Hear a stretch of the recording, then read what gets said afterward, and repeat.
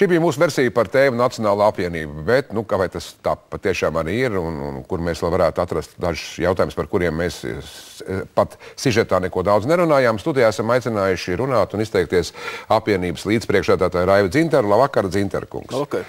Es skatījos, jūs tā ar lielu interesi vērojāt sižetu, nebijāt, protams, par to redzējis. Piekrītat, nepiekrītat tiem izteikumiem, kas tur vairāk vai mazāk tika minēti? Nu, kaut kam var piekrist, kaut kam varbūt arī nē. Ļoti daudz, kas ir atkarīgs, kādos vārdos mēs lietas nosaucam. Piemēram, bieži attiecībā uz nacionālo politiku ir lietot šīs klišejas Latvija nepadodies, Krievu nāk, nu, zināmā mērā, tādā veidā arī paužot attieksmi un dodot zināmu nokrāšu šiem procesiem. Un varbūt arī pamatot, jo bieži vien tiešām nacionālais jautājums Latvijas politikā ir izmantos kā politehnoloģisks ierocis, nevis kā mērķis un atbild uz reālām eksistējušām problēmām. Tā man pārliecība ir tāda, ka valodas jautājumi visplašākajā nozīmē, jautājumi cīņā par varu, kam Latvijā piederēs vara, vai Latvijas pilsoņiem, vai kādiem ārvalstu spēkiem, tie, diemžēl, ir ļoti objektīvi izaicinājumi, kur ir ārkārtīgi daudz jautājumu zīmes. Par valodu runājot, vai jūs piekrītat tam viedoklim, kas diezgan plaši izplatīts sabiedrībā, arī presē, publiski, tātad par to, kā referendumu faktiski, nu, kā teica šeit, tēlaini valodas barikāžu ugunskurus iekurāt jūs ar savu domu par to valodas mācīšanu Krievijas skolās, un pēc tam sākās ķēdes reakcija?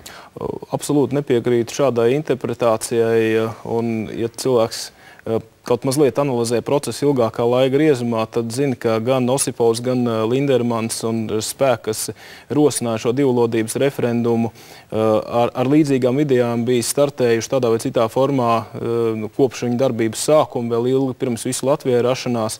Tieši tāpat arī zināms, ka līdzīgas divvalodības akcijas tika organizētas vienlaicīgi arī citās valstīs, Ukrainā, Dienvidosetijā, līdz ar to, kur nebija ne Raiva Dzintara, ne arī līdzīgas referenduma aktivitātes. Respektīvi, jūs domājat, ka vienalga, vai jūs tur kaut ko teicāt vai nē, referendums vismaz būtu, jautājums ir par ieganstu, un iegansts tiktu atrasts tāds vai cits. Es gribu teikt vēl vairāk.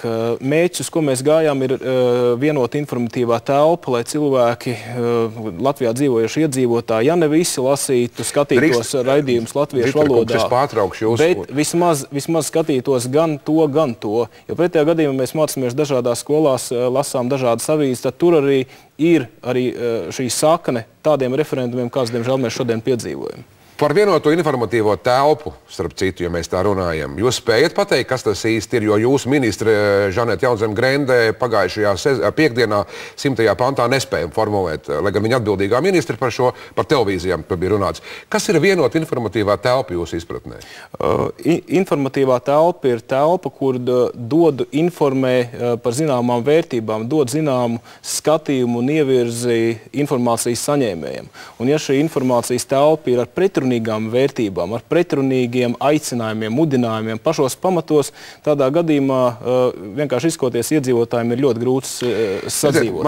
Vienot informatīvo telpu, protams, to var uztvērt ar zināmu piesardzību par to, ka mēs runājam par valsts ideoloģiju, bet kaut kādos pašos pamatos katrai valstī ir sava ideoloģija. Piemēram, par to, ka Latvijā nebūtu pieļaujams, ka notiek tā diezgan atklāta naida kurināšana pret Latvijas pamatiesībām. Runa par to, ka jūs jau šobrīd arī pats pateicāt, ka, manuprāt, jūs runājat un sakat vienot informatīvā telpa, bet domājat kaut ko citu. Informatīva telpa ir vienota tāpat kā ēteris, ja mēs runājam globāli, ir vienots, vai gaiss ir vienots. Runa par to, kā interpretē, kuras grupas šo telpā, ko uzskata par svarīgāko un ko akcentē un ko piedāvā. Bet telpa pat par sevi, manuprāt, ir vienota informatīvā. Bet tas paliek vairāk kā tāds filozofisks jautājums. Lasīju jūsu citātu vienā no aģentūras materiāliem, kur esat teicis tā, ka ideālajā koalīcijā Nacionālajai apvienībai būtu vairāk atbildīgo ministru posteņu un arī premjeras. Tātad līdzinājās koalīcijas izveidē nācās izvēlēties, tad jūs bijāt vienkārši kaut ko ziedojāt kopīgu interešu vārdā, bet apetīti jums acīm redzot ir lielāka nekā šobrīd jums tiek piedāvāts. Tā ir taisnība? Jūs pretendētu uz vairāk ministru posteņiem, arī uz premjerāmatu? Visam ir savs laiks, un, kā jūs esmu teicis, Liksters Karējevs, kas necenšas kļūt par ģenerāli, bet nevar arī izdegt priekšlaicīgi. Šajā brīdī ļoti strateģiski svarīgs uzdevums, ka daudziem bija jautājums, vai visu Latviju vispār var būt valdībā. Daudziem bija jautājums, vai zemeslode nesāks griezties pretējā virzienā, ja visu Latvijai būs valdībā. Mūsu šī brīža uzdevums bija parādīt, ka nē. Un kā ar salīdzinoši mazu varas deleģējumu mēs varam sev pozitīvi pierādīt. Tas ir atspērt līdzīgi, kā bija tas, tad, kad mēs atradāmies opozīcijā. Šī ir jauna situācija, kurā mums ir jāpierāda sev šajā stāvoklī, lai varētu, protams, nākotnē pretendēt uz lielākām iespējām. Tas ir, ja mēs par nākotni runājam, protams, ka jums arī pietiekam to pieredzi vajadzētu vēl iegūt, bet jūs pavisam nesen esat teicis arī ar tādu kā mazliet greizi, ne jūs, es domāju, apvienību. Man liekas, ka pat ar jūsu muti tas tika teikts, ka tāda kā mazliet greizsirdība bija, ka, lūk, piemēram, Zatleru partijai vai Sešiniekam, Sešiniekam ne, bet Zatleru partijai šobrīd vairs nekā tur diži vairs nav no tās frakcijas, bet viņiem ir to ministru krietni vairāk nekā jums. Un tas bija par esošo situāciju, par šodienu, nevis par nākotni runāts. Ir kaut kāds iespējas, ka jūs varētu arī savu vārdu teikt skaļāk koalīcijas sēdēs, vai kaut kādā veidā pārgriezt šo te drēbi savādāk? Problēma ir tā, ka ir ārkārtīgi maz to kombināciju, kas šīs saeimas ietvaros ir iespējams, kādā veidā valdība var izveidot. Un, ja mēs skatāmies alternatīvas, nezīmējas tās rožainas no valstiskā viedokļa. Ja skatītos tā ļoti egoistiski, tad no partijas viedokļa egoistiski, tad sašūpot valdību, iespītēties kādā jautājumā, nonākt opozīcijā un vienkārši pumpēt sev reitingu, to mēs droši vien varētu izdarīt jau sen, ja tas būtu pašmērķis. Es domāju, ka tas vienkārši nebūtu godīgi attiecībā pret mūsu vēlētājiem, pret pašu sirdsapziņu. TB LNNK pienesums šajā apvienībā, viņš jau ir jūtams? Varbūt kāds neticēs, bet vismaz tādā partijas centrālā līmenī mēs tiešām vairāk nešķirojam biedrus tēvzemiešos visu Latviju biedros. Tie, kas aktīvi darbojas. Lai gan pēc būtības valde, vispār pārējās revīzijas institūcijas, frakcija, viņas darbojās kā viena organizācija. Cita situācija reģionos. Reģionos situācijas ir dažādas, kur līdzīgi komandas ir sastrādājušās. Ir arī tādas vietas, kur viena ir pozīcijā, viena ir opozīcijā, un tur, protams, būs sarežģītāki darbi, kas vienkārši ir jāņem vērā apvienojoties partijām. Bet centrālā līmenī tie cilvēki, kas strādā, es piekrītu Straumes kungu izteiktiem novērojumam, ka visu Latviju varbūt tāds dedzīgums un entuziasms dominē. Tie, kam šāda dominance, šāds noskaņojums ir tīkams un tos apmierina, ļoti labi iekļaujušies. Bet es skatījos, piemēram, šodien internetā jūsu mājaslapu gribēja atrast. Atradu jau faktiski, bet es uzrakstīju visu. Tātad Nacionāla apvienība, visu Latvijai, TB LNNK to garo nosaukumu un izmetu TB LNNK mājaslapu. Šobrīd esošajā situācijā visu Latviju mājaslapa laikam ir mūsu populārākais interneta resurss. Faktiski tas ir visapmeklētākais no visu partiju internetu lapām, bet šī gada laikā esam sākuši strādāt pie ļoti vērienīga tāda sociāla portāla mēroga lapas, kur būs arī kopīga lapa. Gribēju vienkārši vairāk teikt, ka tomēr tā atšķirība vēl ir jūtama, ka jūs neesat vienota partija vēl šobrīd. Tas atsevišķās lapas ir tikai tāpēc, ka kopīgā lapa ir tapšanas stadijā, un tas būs ļoti liels projekts. Saprast, paldies, jā.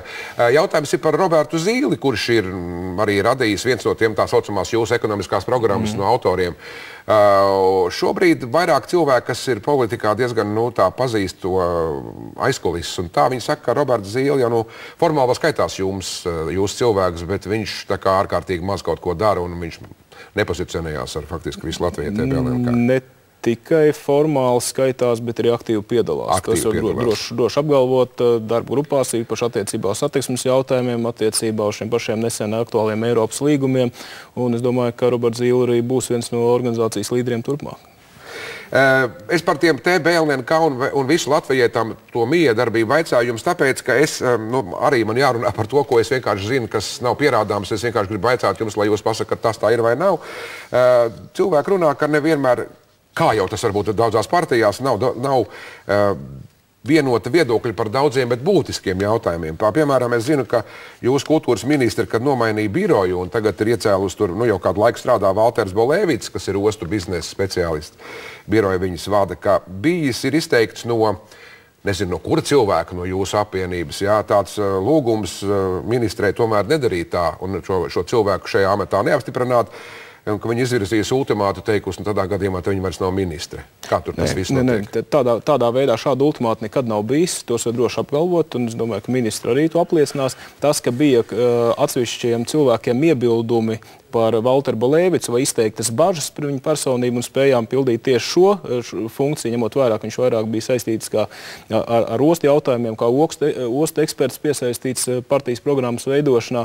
Tas tā ir bijis. Bet tur noteikti arī nebija šis šķīrums starp tēvzemiešiem un visu Latvijai. Tās nostājas bija ļoti pamīšas. Mēs aicinājām Valterus un ministrus kopīgām sarunām un vienojamies, ka šobrīd labākais variants ir, ka viņš strādā kā biroja vadītājs. Sakiet, kādas ir šīs sižetā pieminētās, un tās nav manas izdomātas, tas ir presē jau vairāk kā jau par to ir runāts, un pat es nemaldos vēl caur bijušās iekšlietu ministrijas Lindas Mūrnietes mutu tika runāts, šīs Nacionālās apvienības saistība ar čečenu uzņēmēju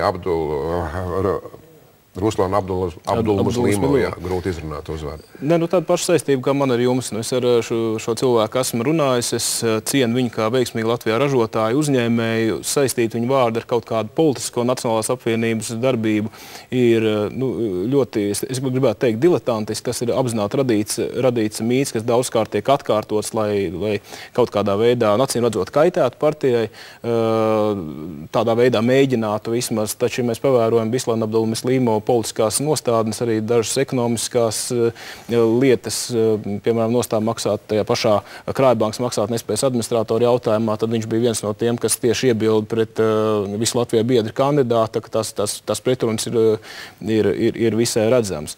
Otrs pieminētais fakts par maksāt nespējas administratoriem, tad tiešām viens mums Latvijā ļoti pazīstams maksāt nespējas administrators Aigars Lūsis ir, taču viņu saukt par pelēko kardinālu būtu ļoti grūti, viņš atklāti darbojās valdē. Viņš bija arī jūsu pārunu grupā, tā kā es domāju, ka šādā interpretācijā noteikti nevarētu piekrist. Bet par Abdulmuslīmu kungu runājot, jūs ar viņu tiekat, kad jūs esat ar viņu ticies?